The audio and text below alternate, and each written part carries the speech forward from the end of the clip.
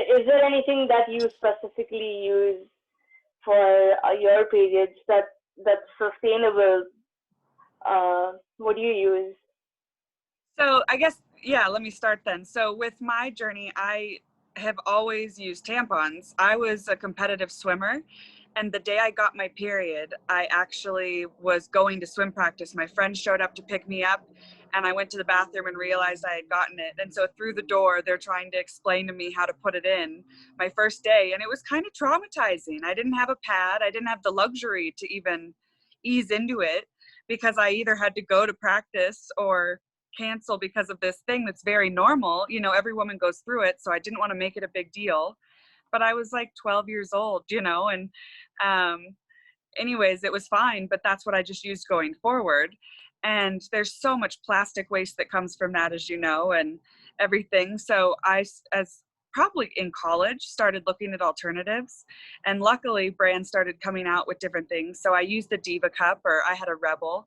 And it's just a silicone cup that you put inside, and you put pressure on it to release it. And it's a little messy, honestly, but it worked. It's like until you get the hang of it, it's like, woo, you do not want to do that in a public restroom. Yeah, I keep thinking about it. Like I've never used anything that goes inside. I've always used pads or like cloth pads. I kind of realized that pads are kind of really like it's bad for the environment, and I just recently changed to cloth pads. I kind of use liners like almost every single day or every other day, or if I have to go out for something important, and just in case I use liners to be specific, which are like a little smaller than a regular pad. So I kind of use those kind of every single day, or like as I said, every other day. So and I kind of realized that that's so bad for the environment, and that too, uh, since we are into like the International Climate Action Challenge. I just recently changed to the cloth pads. Okay. How do you like them so far? Do you feel like they actually absorb or contain the odor and all that? Yes, I do feel that it contains the odor. You really need to be careful with the sizing, and just just see to that you have like 5 to 10 extra minutes to actually watch it, to watch it like every single day, or every single every single pad you would use and change. So you need to have that extra time to like actually wash it, or else it's it's messed up. So do it So like 2 to 3 times per week. I have the six pack, so I would kind of, I would have to wash it pretty often. Uh, I just use like my body wash while I'm like showering. So that, I usually, like, let's say I take 10 minutes, like a 5 minute shower, I would need like 10 more minutes just to wash it. You know. uh, and actually get rid of the odor, let's say, for example, and the other residue that it might have. And if it's on a period day, and if a person might bleed like heavily on a specific day, again, you need to get rid of the stain. So that would take a little bit more of a time, more of you know a bit more time to Mm-hmm. actually wash it off. So yeah, it's a really good change. It is good for the environment, but also water. You need to reduce the usage of water. So, Yeah. I would say, uh, the cups are really good as well, but also the, like, countries like India and where I'm from, origin ethnically at least, it putting stuff inside isn't really, like, Frowned upon. yeah. Uh, so again, for that, I think pads are a really good option. Absolutely. Yeah. No, that's great. And I think one of the tricks I heard with the reusable pads or the liners is to soak it in vinegar. So if you have like a bucket of cold water, like you said, you don't have to have like a sink running like crazy. Just dilute with equal parts vinegar and cold water, and you let it soak for an hour before you wash it. And it really helps to lift the stains out. And it's a really low toxic, minimal waste way to do it. And like you said, if you have like a 6-pack or whatever, then you're doing that once a week. It is an extra effort and you are separating that from your laundry. But if it is culturally unacceptable to put something inside of you, or if it's not something you're comfortable with, there's absolutely other options without having to use the toxic pads. Or there's even other companies I know that offer low waste options. Like Cora is a really amazing brand that works with women and transgender people that have to use pads and liners. And it's just a really transparent company with the products, the materials that they're using. It's chemical free, and it's organic cotton. And so even if you aren't comfortable using cloth, you do want to use a more traditional product, you don't have to use what's on the shelves at your local market. There's so many alternatives, and they actually are coming out on the shelves these days too. I'm starting to see them even at King Soopers, which is our main grocery store here. um, I know that another alternative is period underwear. So I've really stopped using my Diva cup in college because I don't have very heavy periods anymore. And I really just like to what you said, have a daily liner or something like that.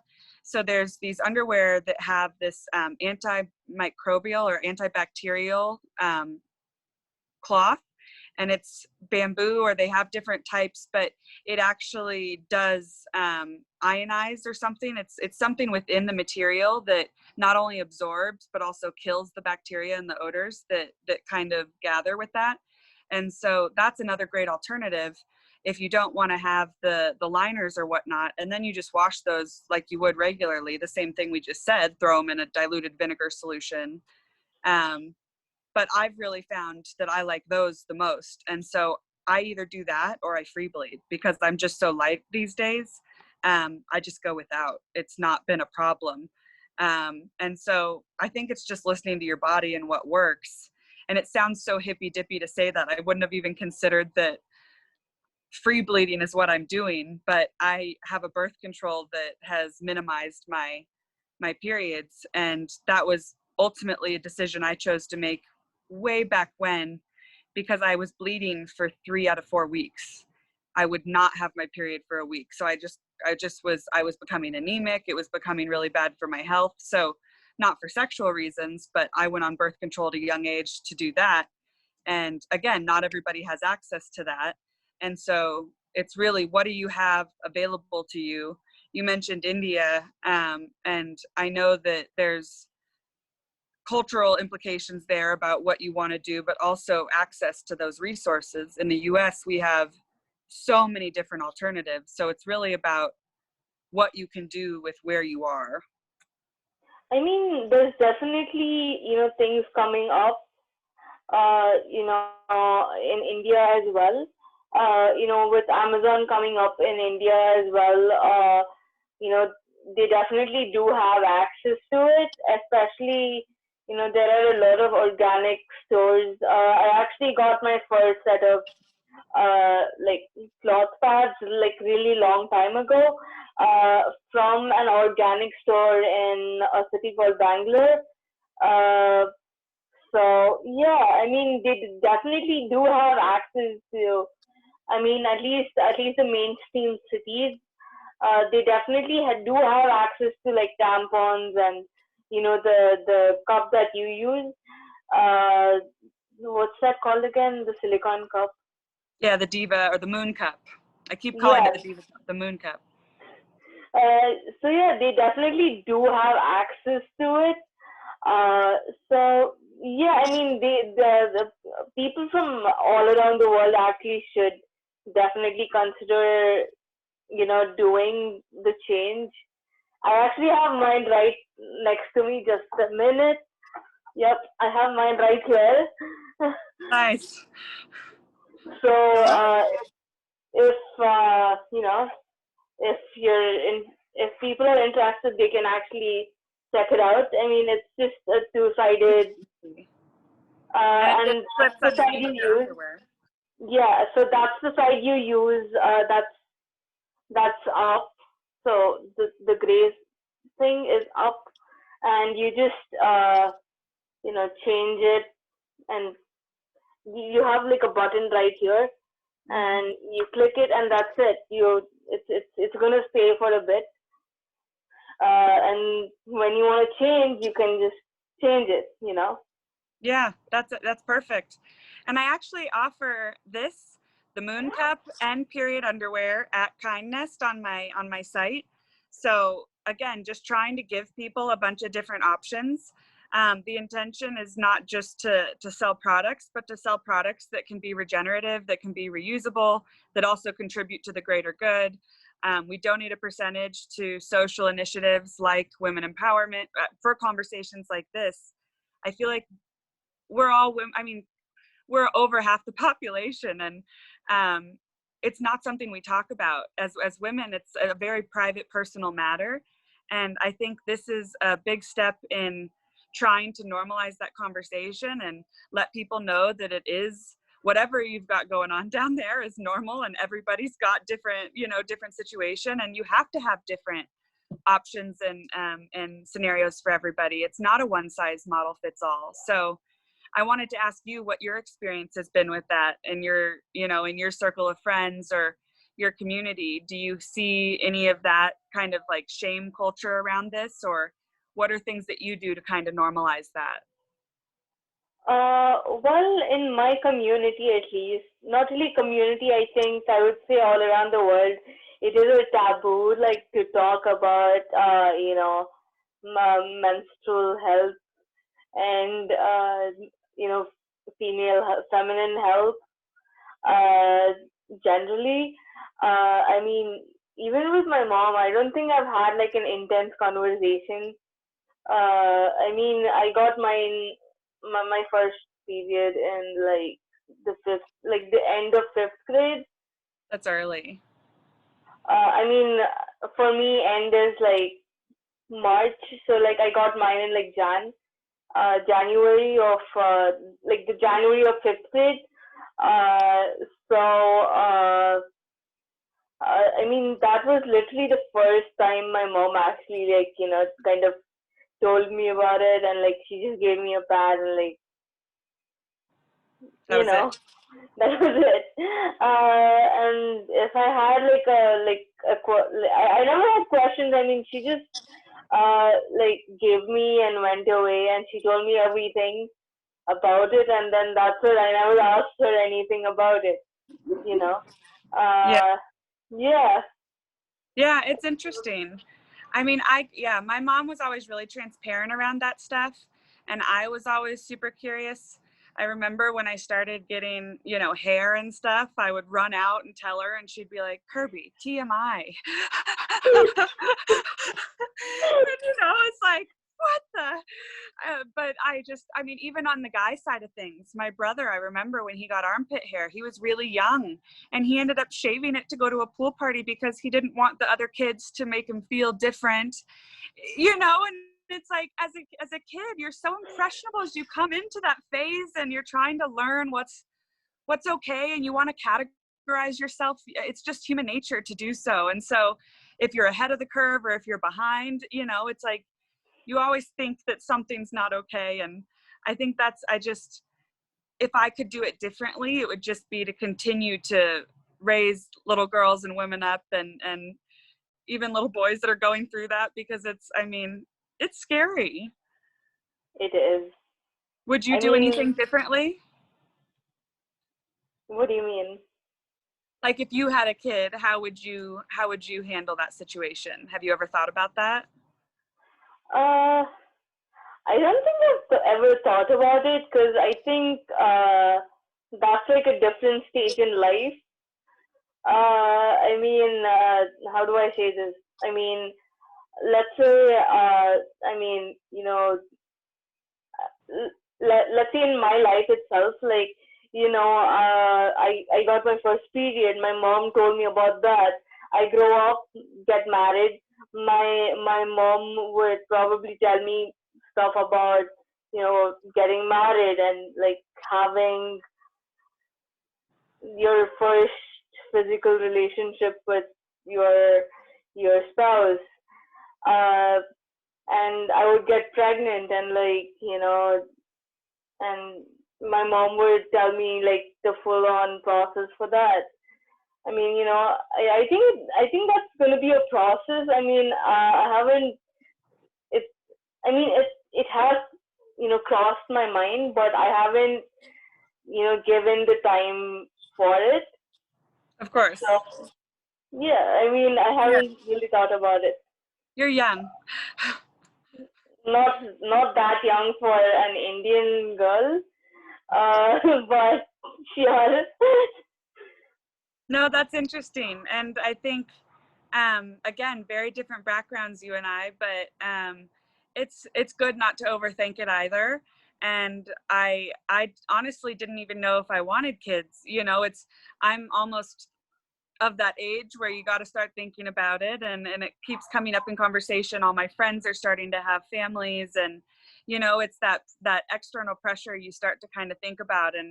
And so it's funny, we've had those conversations around, my partner and I, around what we would, how we would want to raise our kids or what we would want to do. And I just am thankful that I had, the upbringing I did, where my mom was so transparent and empowering, but it also raised a bit of a free spirit in me, I think, because I'm like an open book about it. But I just think that there's so much we can learn from each other. And I so appreciate understanding different people's cultures and perspectives, and just how it's done elsewhere, because we were a little unique even for our upbringing in Colorado. And so it's really interesting to hear, just again, a different perspective. And also, I remember that you and Katie had a challenge, right? You want to probably talk about that and how that's gonna probably help the challenges for the International Climate Action Challenge. Yeah. So we're doing a couple things. So Katie and I have been doing it's a month-long initiative. So each week focuses on a different element of how you can enact conscious change. And so the first week we focused on mindful eating habits. Then we jumped into conscious consumption, which is spending habits, what you're buying, what you're using, the waste you're creating. And then we did sustainable self-care this week. And the fourth week is a stretch goal. So we're, just entering the end of that month, but we're going to continue to do it on a rolling basis. And it's been a really fun, explorative exercise with the people that have joined. We did a life purpose plotting exercise for that fourth week. So there's a lot of different materials and resources and stuff for people that want to start. If you want to do something with, limiting your waste around your menstrual cycle, for instance, we would do some sort of an action planning around how you phase it out, what different options you want to try, how you would look for those resources, and what feedback to get. So it can be personalized, to you, but it also helps to tie in all the different environmental aspects that contribute to that success, and kind of the secondary, benefits of what you're doing for yourself and how it benefits others. And so as part of the Green Team Academy Challenge with the Eco Climate Change Challenge, we're also doing 90 days to sustainability. So again, same thing with this, it's kind of looking at your kitchen and bath and household goods and uses, and how you can work to cut down the waste and also make more mindful choices. And then also, connecting with your community around plogging, so getting outside, exercising for your mental health. And then that last month is, around doing a clothing swap. So again, getting rid of your waste, making sure you're reusing and regenerating your fashion and helping other people to get a couple new things in their closet. So anyways, I'm really excited about it. It's been fun to dig in with this group and see all the different things that are coming up. There's so many different unique challenges that have come up around planting trees and saving the bees and recycling, starting different programs in your community. So yeah, it's been super, super great to get involved with the group. I can't wait to see all the people that sign up and see what we can actually do with the kind of the global conscious change initiatives. We actually have so many people who have actually signed up. Not so many. We are expecting 1,000 people, but since we spoke about community, actually, it is a team initiated, challenge where, uh, you probably like a person basically signs up for the challenge, and they kind of ask for other people to sign up from their community or their team, and the four people actually ask for more people each, actually, so it's a really good initiative for actually all of us, to actually have a sustainable future for us and the future generation. So And to yeah. connect, yeah, but to connect to the, not everybody has the same access to resources. And I mean, that first kickoff call we get on, it's literally 30 or 40 countries, I think, that were represented. And it's Yeah. something that we can do together. I would have never known that person in Kenya or in Nigeria. And now I know what they're doing for their community. And it sparked my interest of, wow, they've got, only so much and they're doing this with that. What can we do here to match that? And so it's such a great way to connect with people you wouldn't have known otherwise. I mean, you're in New York, right? And we've been Yeah. able to connect through this, and it's amazing because it's a like-minded, very different backgrounds, but so many like-minded things for us to connect on. Yep. It's fun. Are you involved in any of the other challenges? Well, right, just our challenge, or like anything else, you mean? Yeah, are Well, you helping with anything else? uh, I mean, I'm just helping Joan with, her stuff in the challenge itself. Well, other than the Green Team Academy, I'm just seeing to that I do something personally for the environment, like again using the cloth pads and using reusable straws and cutleries. I'm a little, I shouldn't say this about myself, but I am a little cray cray about the using of reusable straws. I mean, I literally have uh like 3 to 4 of like normal size straws and like two like boba smoothie straws. I mean, I literally carry them everywhere. I I mean, love it.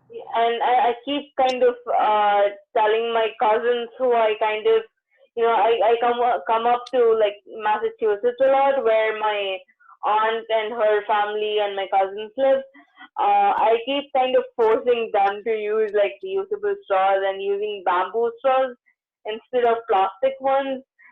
So, I mean, my cousin literally, who's like a year or two younger than me, like he keeps like yelling at me because I literally like keep telling him like so many times to use, reusable straws instead of plastic. And Yeah, what but can I do? yeah, exactly. You can lead by example, right? I definitely have experienced that. It's funny, just the little things that I've done in my life as a transition to going into a more sustainable, conscious living, environment. And I hear feedback from my friends now all the time where they're like, I started using reusable napkins because of you. And I have a friend, she's amazing. She's an artist and does all this different bespoke things, but she started making reusable cloth napkins and selling them. And it's just really fun to see that. My family has always recycled and stuff, but I see people making conscious decisions when they're with me about not taking a straw or not accepting the plastic silverware to go, or, you know, just little things, but it adds up. And it's just really fun to know that that creates those ripples. You know, you don't have to be bossy or telling people how to live, but they see it's important to you, and you can still educate people and make them aware of alternatives that don't you know, it's cost saving, it saves you money. And like you said, you're collecting your straws now. It becomes a fun thing to do, where you grab that stuff and it becomes like your little cute pack of your to-go kit, you know. And you just make sure that you grab it, and then it becomes second nature. People see you doing it and they want to try it. So it's like one of those things where trends and the copycatting is a good thing. The mimicry is a good thing, you know? So I think it's amazing that you advocate for your family. Also, the best thing to do for those who wanna have the change, or they're trying to change their uh, habits of using plastic straws. I see that a lot of people, at least my age or like college going students, they probably love going to parties and, enjoying themselves. And they probably have a couple of drinks. Uh, you know, you know, Instead of using, reusable straws, they might just forget. I'm not sure about that. I don't go to parties as much. Uh, so in case you forget, let's have like a week challenge, right? Uh, l- Let them try for a week of using uh, you know metal, glass straws, or like whatever kind of straws they want to use.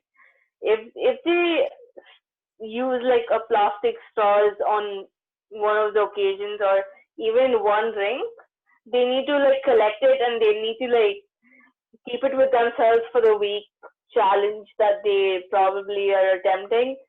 Uh, so in that week, they need to like see how many reusables, how many plastic straws they've probably used, and I think that's a really good way of checking out on how many plastic straws that they've used, and I think that would really change your mind.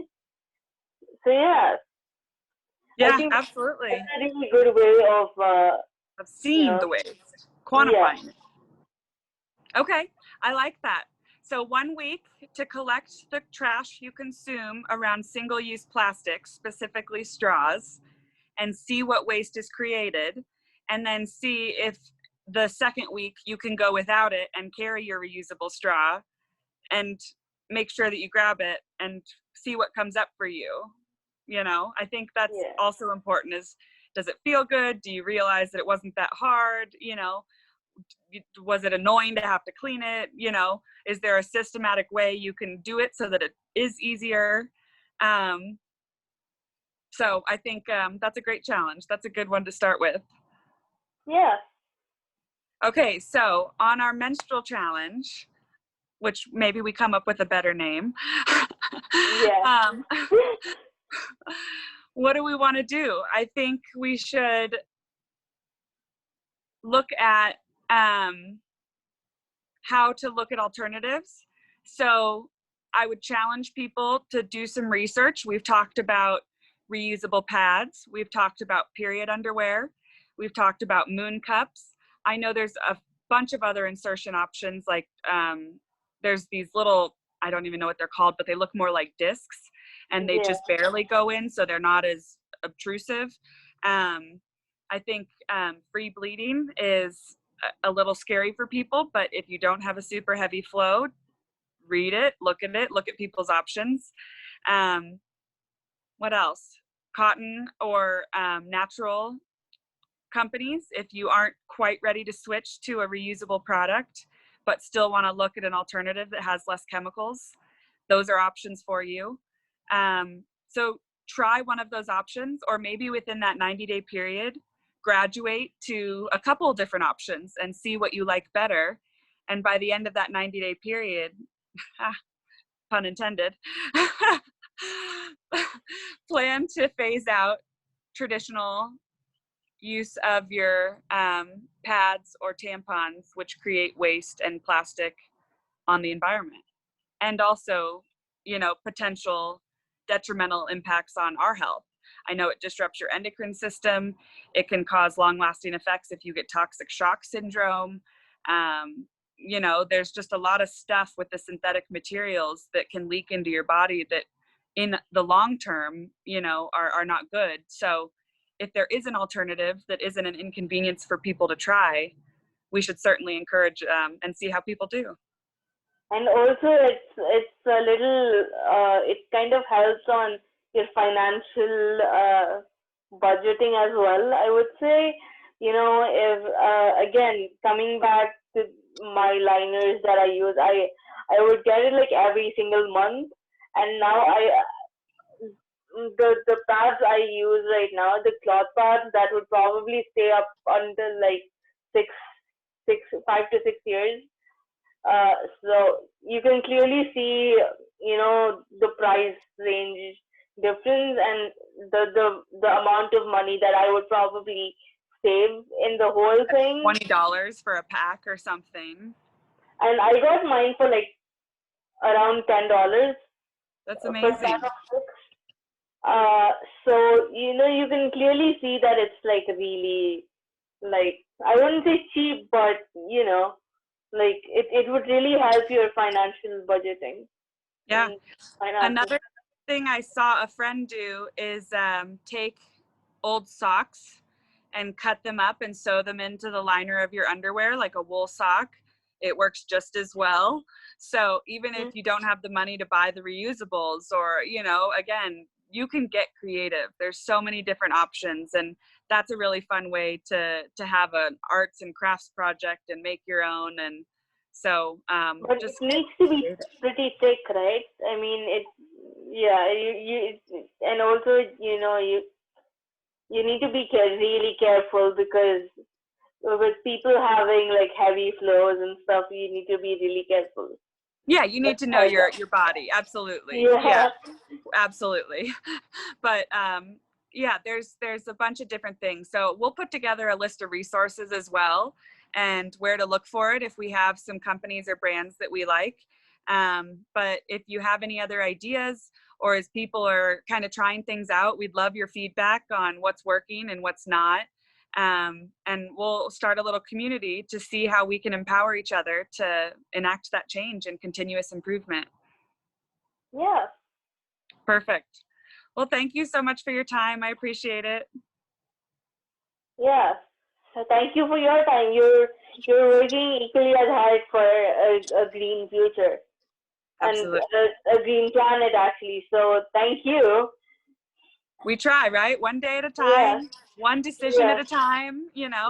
We do what we can. So just a little, yeah, start somewhere and see where it takes you. Yeah. Perfect. Thanks. Have a good day. Have a good day. I'm gonna